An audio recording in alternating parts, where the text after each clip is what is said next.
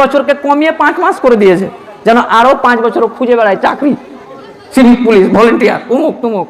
মানে ভোটার জন্ম তারিখ আলাদা আছে, মাধ্যমিকের অ্যাডমিটে গিয়ে বয়স লুকিয়ে 5 বছর গাইড করে দিয়েছে। তো একজন আমাকে বলছে যে আমরা 2 ভাইয়ে 3 মাস কম বেশি চলবে? তো আমি বললাম 3 মাস, বলছে আমি একটু আমতা আমতা করছি, তখন বলছে যে ঠিক আছে উকিল সাহেব বুঝতে পেরেছি, চলবে না তো, আমরা 2 ভাই জমজ হয়ে যাব। ও মানে এত বুদ্ধি খালি ওর কাছেই আছে, মিল নাই কিচ্ছু নাই, হুজুরের সাথে আমি জমজ, কোনো কিচ্ছু নাই, জমজ হয়ে গেলাম। তো তোমার যদি ওই জমজ করার বুদ্ধি থাকে তো তোমাকেও গরুর ইঞ্জেকশন দিয়ে টেস্ট করে দেখবে যে অরিজিনাল জমজ কিনা। আরে ওরা তো কাগজ চেক করতেই চাইছে, যদি তুমি চালাকি করে 3 মাসটাকে ঠিক করতে চাও তো বাড়িয়ে নাও। একজন বলছে যে কত বছর পার্থক্য হতে হবে এক ভাইয়ের সাথে আর এক ভাই। আচ্ছা বলেন তো, এটা জিজ্ঞাসা করার কথা যে আমার থেকে আমার ভাইয়ের পার্থক্যটা কত হবে? অবাক করা কথা। বলছে কে 9 মাস, কে 6 মাস। ন আইন আছে, সিস্টেম আছে। আপনারা সমাজ সচেতন মানুষ জানেন যে একটা বাচ্চার সাথে আর একটা বাচ্চা হতে মিনিমাম 12 থেকে 13 মাস হলে ভালো থাকে, তাই মিনিমামটাই নেন, 14 মাসে দূরে রাখেন। তো যারা আছে, কেউ যদি বলে কোনো ব্যাপার না, উকিলটা একটু বেশি বেশি বলছে, আমাদের নেতা আমাদের ক্যাথা সব বলে দিয়েছে, ওকে ওরা দেখে নিবে। আমি শুধু বলি মাইকটা ভালো নাই, নাহলে জোরে চিৎকার চেঁচামেচি করে বলতাম তো গলা টেনে নিবে, ওই জন্য জোরে বলছি। ওই নেতাদেরকে বলবেন কে তুই ভাই, ঠিক আছে, ওই নেতাদেরকে বলবেন তুই কত বড় রে ভাই, দেশের রাষ্ট্রপতির নাম বাদ চলে যাচ্ছে, টাটকা কাফুটকি বলছে যে করতে হবে না। ঠিক 72-73 বছর পর আমার জাত, আমার কম, আমার সম্প্রদায় দেখতে পেরেছে যে আমার 4টা বাপের নাম আছে, সোজা করে করতে যাচ্ছে একটা, তো আবার ঠিক করতে যাচ্ছে, তখন বাধা। প্রধান অফিসে গিয়ে যখন কোনো মানুষ ঠিক করতে যাচ্ছে, প্রধান অফিসে কিছু মাতব্বর বসে থাকে, ওরা বলছে এনআরসির ভূত চেপে গেছে। ভালো করছেন আপনারা যারা কাগজ ঠিক করছেন, আপনাদেরকে আমি সম্মান জানাই, আপনাদেরকে স্যালুট জানাই। আপনার পরিবার, আপনার কন্যা, আপনার সন্তান সেই বিপদের দিন আপনি চোখে চোখ রেখে বলতে পারবেন রে মরিয়ম সব কাগজ ঠিক আছে তাও বাদ গেছি। কিন্তু যেন মরিয়ম আপনাকে উল্টা করে না বলে যে তোমার পাকামি, তোমার হুজ্জুতি, তোমার দেমাগের জন্য, তোমার কাগজ ভুলের জন্য আজকে এই খারাপ অবস্থা বা করুণ অবস্থা। তাই মনোযোগ দিয়ে দায়িত্ব সহকারে কাজগুলো আপনাকে করতেই হবে আল্লাহর ওয়াস্তে। ঠিক করেন, কারণ আপনি আজকে বেঁচে আছেন, ঠিক করতে পারবেন। মরে যাওয়ার পর যারা আপনাদের থেকে মারা গেছে আর তাদের কাগজ ভুল আছে, দলিল পর্চা কি করে করছেন, এখন কত কষ্ট। তো এখন আপনি বেঁচে আছেন, আপনার আগামী প্রজন্মের জন্য নাম কাগজগুলো ঠিক করে যান। দেখেন অ্যাডমিট আর জন্ম তারিখ যদি কারো ভুল থাকে ঠিক করবে কিভাবে? কোর্টে গিয়ে, কোর্টে অ্যাফিডেভিট মানে কি? অ্যাফিডেভিট মানে জজের সামনে কিরা খাওয়া। হে জজ, আমি অমুক, পিতা তুমুক, ঠিকানা এই, আমি বলছি এটা আমার বেটা, আমি বলছি আমার বেটার বয়স এই, তুমি জজের সামনে গিয়ে কিরা খেলা। কিরা কত রকম ডেলি সকাল বিকাল খায়। তাই অ্যাফিডেভিটটা এনআরসিতে গ্রহণযোগ্য নয়। সরকারি বিভিন্ন দপ্তরে অ্যাফিডেভিটটা গ্রহণযোগ্য, যে ঠিকঠাক আপনাকে কাগজ করতে হবে। মাধ্যমিকের অ্যাডমিট মার্কশিট, কেউ যদি বলে আমি 1999 পাস করেছি, ঠিক হবে? 82 ঠিক হবে ভাই। যদি আপনার কাগজ ডিপার্টমেন্টে থেকে থাকে 1963 সালের মাধ্যমিকের কাগজ আপনি ঠিক করতে পারবেন। 1999 সালে মাধ্যমিক পাস করেছে আর দেমাগ এমন দেখাচ্ছে মনে হচ্ছে দেশের রাষ্ট্রপতি এসছে আমার কাছে জিজ্ঞাসা করতে। হ্যাঁ উকিল স্যার, 1999 সালের আমি মাধ্যমিক পাস, আমার অ্যাডমিট ঠিক হবে? আমি বলছি হ্যাঁ স্যার হবে, যান আপনি হবে। তো যে জবেই পাস করেন না কেন, অ্যাডমিট মার্কশিটটা ঠিকঠাক হয়, করে নিতে পারবেন। দলিলের ব্যাপারটা আমি আপনাদেরকে বলি। আচ্ছা, আর একটা ইম্পর্টেন্ট কথা বলি, যে কতদিনকার কাগজ আপনারা রেডি রাখবেন এটা একটু বলে দিই। 1947 সালের আগে দেশটা দেশ ছিল না, ইংরেজের গোলাম ছিল। 47 সালে দেশটা দেশ হলো, 51 সাল থেকে আইন চালু হলো। এই আইনটা যখন, যেমন ধরেন আমার বাপের বয়স এখন 70 আর 73 বছর স্বাধীনতা, মানে স্বাধীনতার কয়েক বছর পরে আমার বাপ জন্মেছে, এখনো বেঁচে আছে। আজকেই যদি এনআরসি হয় তাহলে আমার বেটার এনআরসি হবে, সবার এনআরসি হবে। আমার বেটার এনআরসির সময় বলবে এই কাগজ দেখা, তোর বাপ দাদুরা এখানকার আছে কিনা দেখা।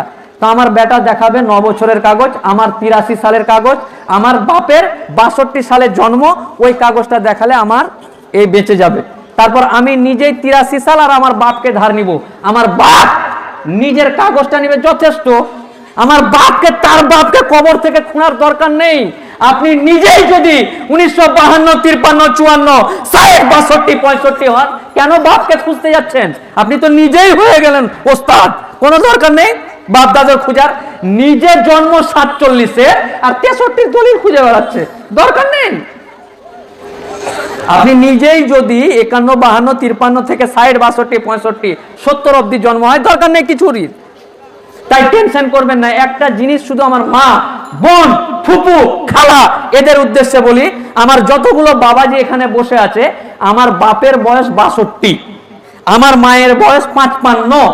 আমার বাপ, আমার মা যখন 12-13 বছর বয়সের সুন্দরী ছিল, তখনই আমার বাপ আমার মাকে বিয়ে করে। মানে আমার বাপের যখন বয়স, না আমার মায়ের যখন বয়স 12-13, তখন আমার বাপ আমার মাকে বিয়ে করে নিয়ে চলে আসে। আমার মা মানে আমার নানা ছিল ফকির, পাপড় বেচা। আমার মা পড়াশোনা করেনি, 1, 2, 3, 4 কিচ্ছু পড়েনি। আমার মা গাড়ি চালাতে জানতো না, ড্রাইভিং লাইসেন্স নেই। তাহলে আজকে যত বিয়ের পর যত কাগজ হয়েছে সব আমার বাপের নামে। ফাতেমা বিবি, স্বামী Mohammad Mustaq Hossain, voter card, Aadhaar card, ration card, PAN card, হাবি কার্ড, ঢাবি কার্ড সব আমার বাপের নামে। যদি এনআরসিতে আমার মাকে জিজ্ঞাসা করে, এ ফাতেমা, কি যে এই দেশের লোক, এটা প্রমাণ কর, কি হবে?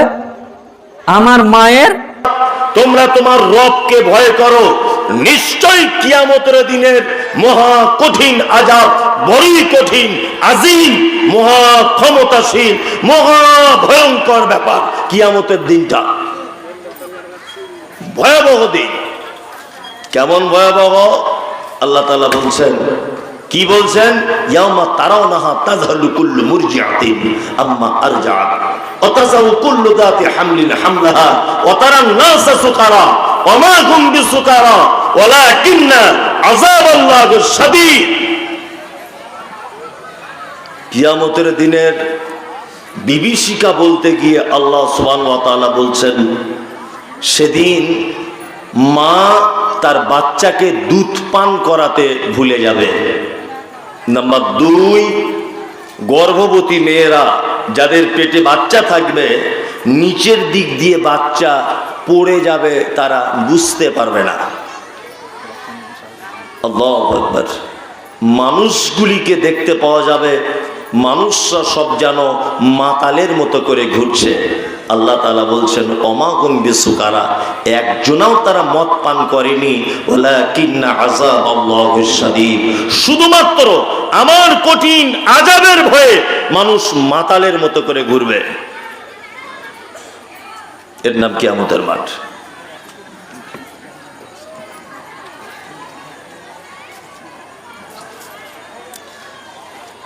এমন একটা পদ্ধতি বলছেন জাহাঙ্গীর সাহেব, বলছে মধ্যখানে একটু কালেকশন করে নেন, তারপর ওয়াজ করবেন। কালেকশন করলে যে লোকগুলো আছে 10 মিনিটে সব পালাবে।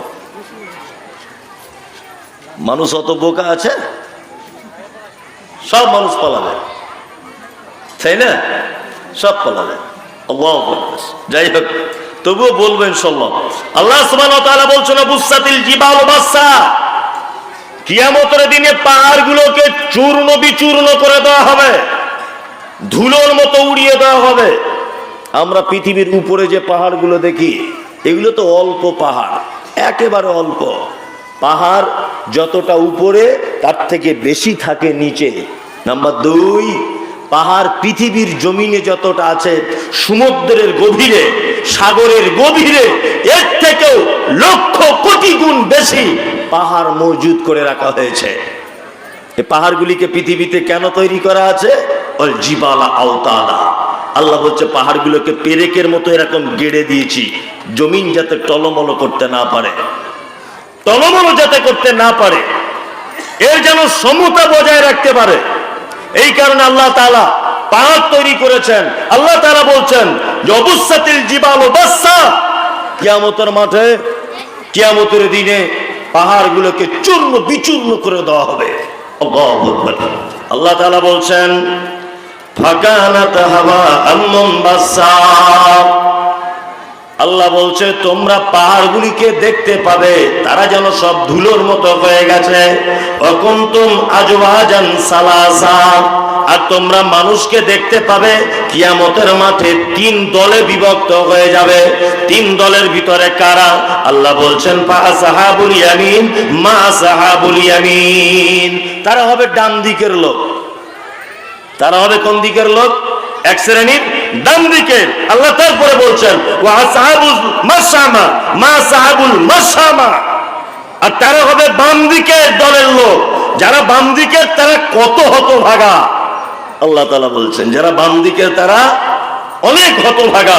আল্লাহ তাআলা বলছেন সাবিকুন সাবিকুন, আর অগ্রবর্তী যারা অর্থাৎ আল্লাহ সুবহানাহু ওয়া তাআলার আগে যারা থাকবে কিয়ামতের মাঠে, এদের ব্যাপারে তো অনেক অনেক অনেক জান্নাতে ভরা। এই সব বক্তব্য আমি বুঝতে পারছি আপনাদের কাছে চলবে না।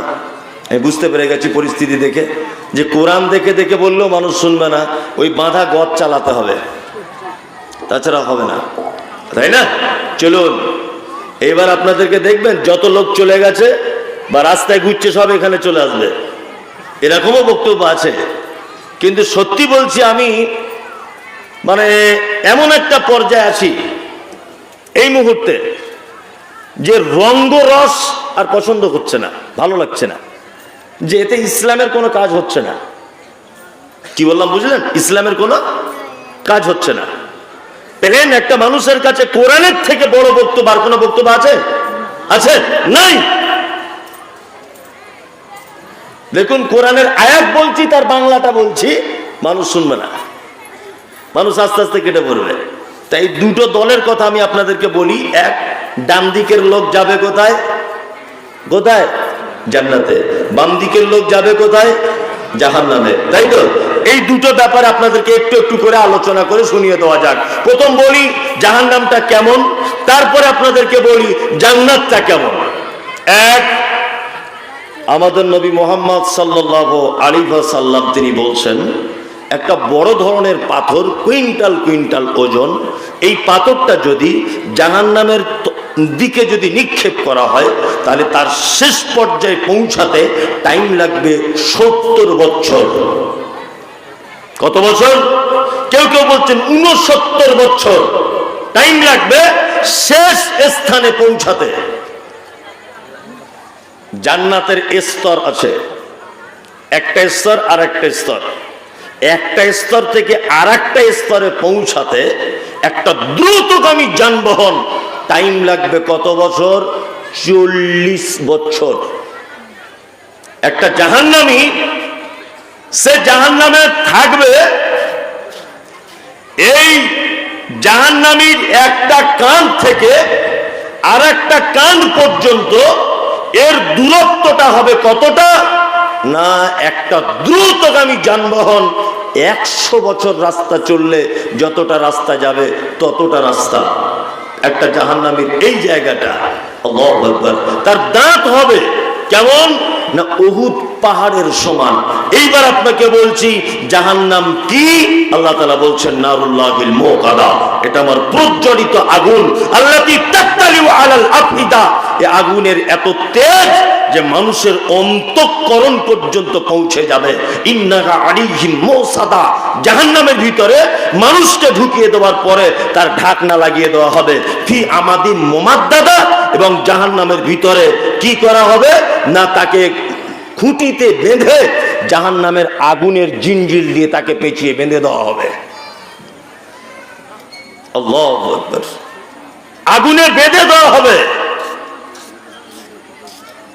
কেমন জাহান্নাম? আল্লাহ বলছে এটা আমার আগুন। নাম্বার 2, এই জাহান্নামটা এমন এক জাহান্নাম যে মায়েরা যেমন তরকারি রান্না করতে করতে টকবক টকবক করে যখন ফোটে তারপরে ঢাকনা দিয়ে ঢেকে দেয়, আল্লাহ তাআলা বলছেন জাহান্নামীদেরকে জাহান্নামের ভিতরে ঢেকে দিব।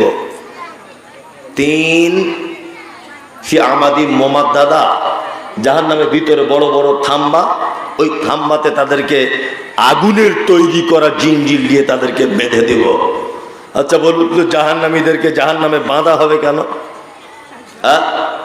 বিচারকের বিচারক আহকামুল হাকিমিন কে? কে? আল্লাহ। আল্লাহ যদি একটা জাহান্নামীকে বলে এই এইখানে দাঁড়া, এক পা হিলতে পারবে? এক পা হিলতে পারবে? হিলতে পারবে না, এক পাও হিলতে পারবে না। তারপরেও আল্লাহ তাআলা বলছেন ওদেরকে আমি জাহান্নামে জিঞ্জিল দিয়ে বেঁধে দিব। কারণ হচ্ছে এই যে পৃথিবীতে দেখবেন যখন চোর ধরা পড়ে গ্রামগঞ্জে, তখন চোরটাকে ধরে ল্যাম্পপোস্টে বাঁধে, গ্রামের মোড়ল বাঁধে না? বাঁধার পরে কি বলে, এই দেখি তোর কোন বাপ আছে, তোর হাত খুলে নিয়ে যাবে দেখি। না বলে কি বলে না? বলে দেখি তোর কোন বাপ আছে, এইখান থেকে তোকে ছাড়িয়ে নিয়ে চলে যাবে দেখি, বলে না? তার মানে মোড়ল তার ক্ষমতা দেখায়, দেখে না? দেখ আমি কত ক্ষমতাবান, আমি রাজনৈতিক দাপটের লোক, তোকে কে খুলে নিয়ে যাচ্ছে দেখি, দেখি তোর কোন বাপের ক্ষমতা আছে। বলি কি বলি না? বলি। আল্লাহ তাআলা ঠিক তেমন জাহান্নামের ভিতরে দুই দিক দিয়ে বাঁধবেন, মানে চারিদিক দিয়ে লোহার জিঞ্জিল দিয়ে বাঁধবেন। আর কিয়ামতের দিনের সম্পর্কে বলেন খুযুহু ফাগুল্লু সুম্মা জাকিমু সাল্লু, অপরাধীদের পিছন দিক দিয়ে হাত এইভাবে বাঁধা থাকবে। ক্ষমতা ছিল বলে লকডাউনে লোককে বাড়িতে ঢুকিয়ে বুলডুজার দিয়ে বাবরি মসজিদ ভেঙে দিয়েছে। এরকম লোক আছে না নেই ভারতবর্ষে? আছে। নাম নরেন্দ্র মোদী। কিয়ামতের দিনে হাত বাঁধা থাকবে তার পিছন দিক দিয়ে। এই যে কিছুদিন আগে অমিত বাবু, দিলীপ বাবু, চ্যাটার্জি, ভট্টাচার্য, চট্টোপাধ্যায়, যারা বড় বড় মানে লিডার, বড় বড় কমরেড, ক্ষমতার দাপটে, দলীয় দাপটে গরিব নিরীহ মুসলমানদের উপর অত্যাচার চালিয়েছে।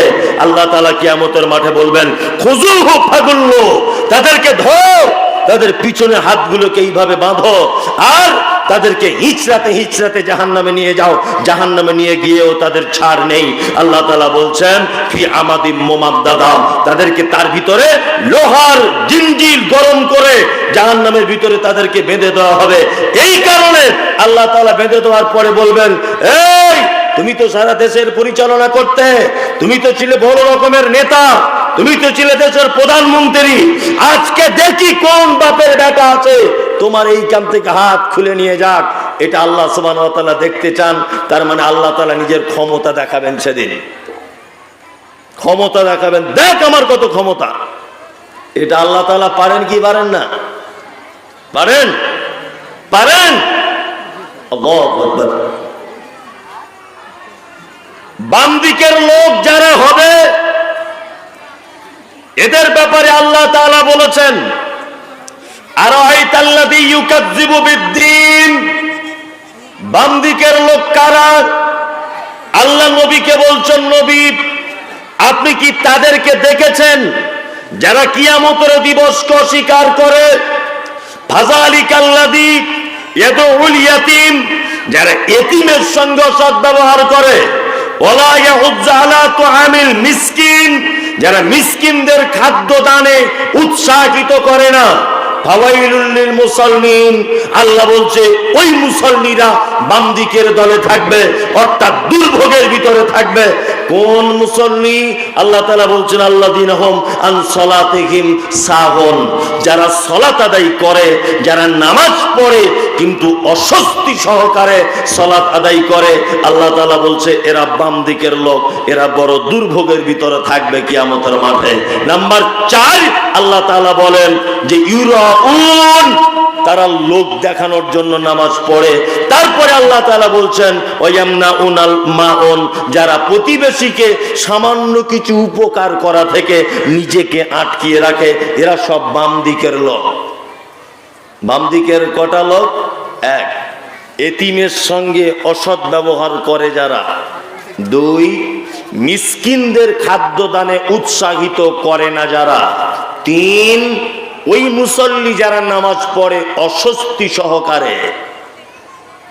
এরকম মুসল্লি আছে না আমাদের মসজিদে? আছে না নেই?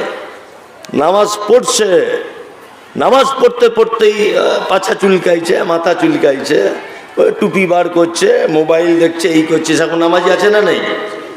ওমরপুরে একটা জায়গাতে আমি একদিন আসরের নামাজ পড়ছি, এটা একদমই মানে খাঁটি কথা, গত বছরে ঘটেছে। এটা কেমন নামাজি, আমরা মসজিদে নামাজ পড়ছি, তা একজন বিহারি ব্যবসায়িক লোক, ও মসজিদে নামাজ পড়ছে। তো আমি ওর 3-4 জনের পাশে দাঁড়িয়েছি, ও আমার 3-4 জনের সাইডে আছে। তা ওর ফোন বেজেছে, তা ফোনটা বেজেছে, একবার কেটে দিয়ে পকেটে ঢুকিয়ে দিয়েছে। সে তো জানে না যে নামাজ পড়ছে, সে আবার করেছে, ক্রিং ক্রিং করে আওয়াজ হচ্ছে। ও ফোনটা বার করে বিহারি লোক বলছে, আবি হাম নামাজ মে হ্যায়, বাদ মে কল কিজিয়ে। নামাজ পড়তে পড়তে বলছে। আল্লাহর কসম করে বলছি, আবি হাম নামাজ মে হ্যায়, বাদ মে কল কিজিয়ে বলে দেখছি আবার পকেটে ভরে নামাজে দাঁড়িয়ে আছে। কি অবস্থা! আল্লাহু আকবার। জি, কি অবস্থা! নামাজি নামাজি, অথচ নামাজ পড়ে, সালাত আদায় করে, অমনোযোগী, মনোযোগ দেয় না সালাতে। এরকম নামাজি আছে না নেই? আজান হচ্ছে, যাচ্ছে তাই যাচ্ছে গরুর গাড়ির মতো, ও জমাত ছেড়ে গেল কি থাকলো ওসব দেখার কোনো প্রয়োজন নেই। এরকম নামাজি আছে? আছে। আল্লাহ তাআলা বলছেন ইউরাউন। আর একটা নামাজি, নামাজিকে যারা লোক দেখানোর জন্য নামাজ পড়ে, এরকম নামাজি দিনাজপুরে নেই, আমাদের দিকে আছে। লোক দেখানোর নামাজি আছে, সারা সপ্তাহে যায় না। দেখবেন জুম্মার দিনে ফক সেন মেরে সাদা পাঞ্জাবি পরে বসে আছে প্রথম কাতারে। আর ওই যে ইমাম সাহেবরা বলেছে একটা জুম্মা থেকে আর একটা জুম্মার নেকি মানে গোনা মাফ হয়ে যায়। হ্যাঁ, ও ভেবেছে আজকে গেলেই গোনা মাফ হয়ে যাবে, ও ভেবেছে হয়তো। এরকম নামাজি আছে না নেই? আছে। আবার ও শুধু নামাজি নয়, ও শুধু জুম্মার নামাজি নয়। ইমাম সাহেব যদি কোনোদিন 2-4 মিনিট খুতবা এদিক ওদিক যদি করে দেয়, বেশি হয়ে যায় বা কম হয়ে যায়, বা মসজিদের কমিটির কোনো ভুল ত্রুটি যদি পেয়ে যায়, তা ও এসে মসজিদের বাহিরে এমন করে বলবে যে মনে হচ্ছে পাক্কা তাহাজ্জুদ সহ নামাজি। আর কিছু লোক আছে মাথা মোটা, যাদের মাথায় কিছু নেই, ও আবার ওকে পাম দিয়ে বলে তুই হচ্ছিস বাপের বেটা, যা বলিস সামনাসামনি বলিস। এরকম লোক আছে না? ঈদের নামাজ পড়ে ঝামেলা করে, জুম্মার দিনে ঝগড়া বাঁধায়। এরকম লোক আছে না নেই? আছে। আর ও যখন ওকে পাম দিয়ে মোটা করে দেয় যে তোর মতো বাপের বেটা নেই, হক কথা বলিস সবার সামনে, ও ফুলে গিয়ে আরো জোরে জোরে বলে। আরো জোরে জোরে বলে মানে ও মানুষ নয়, ও হচ্ছে গয়াকার ধয়াকার মানুষ, ও গাধা। ওই ইমাম সাহেবের মান সম্মান নিয়ে ছিনিমিনি খেলছে, মানে ওর নিজের মান সম্মান নেই। কি বলছে বুঝতে পারছেন? আর 5 জনের মান সম্মান নিয়ে টানাটানি করছে, মানে ওর নিজের মান সম্মান নেই। আল্লাহু আকবার। আল্লাহ তাআলা বলছেন ওয়ায়ামনাউন আল মাউন। আর প্রতিবেশীকে যারা সামান্য জিনিস উপকার করা থেকে নিজেকে আটকিয়ে রাখতে পারে না, আল্লাহ তাআলা বলছেন এরাও বাম দিকের লোক, অর্থাৎ জাহান্নাম চলে যাবে। প্রতিবেশী সাইকেলে হাওয়া দেয়, ওটার নাম কি? Bumper, pumper, pumper. আমার সাইকেলে হাওয়া নেই, আপনার বাড়িতে গিয়ে বলছি বুবু, আপনার বউকে বলছি বুবু একটু পাম্পারটা দাও না, হাওয়াটা দিয়ে এলি। তা বুবু তখন আমাকে বলছে আমাদের পাম্পারের ওয়াশারটা খারাপ হয়ে গেছে, অথচ ভালো, অথচ ভালো। আমি চাইতে গেছি বলে বলছে খারাপ।